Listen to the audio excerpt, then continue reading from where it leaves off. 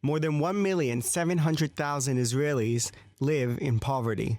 Those were the numbers a study by the National Insurance Institute found. More than 21% of the population. We're talking about a fifth of the population below the poverty line. Perhaps more problematic is the fact that nearly a third of all children in Israel live in poor households. The worst poverty hit the elderly and unemployed. Other struggling groups skew the data.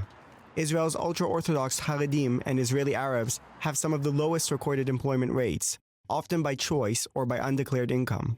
Basic demographic issues. We have large families, and in many of those large families, you have only a single earner.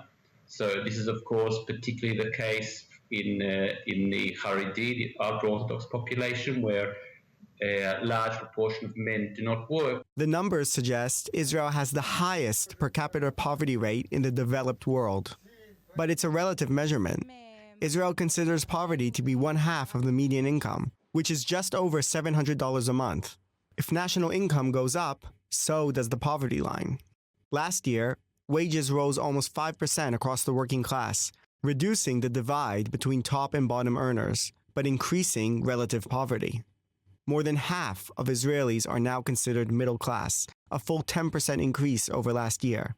Analysts say there is still room for improvement. So this means, of course, making sure that wages are higher, but also introducing or strengthening what we already have, which is a negative income tax program, but making sure that we can increase the income of people whose wages are very low. Israel's government touts economic achievements, including a per capita GDP of $40,000, number 20 in the whole world.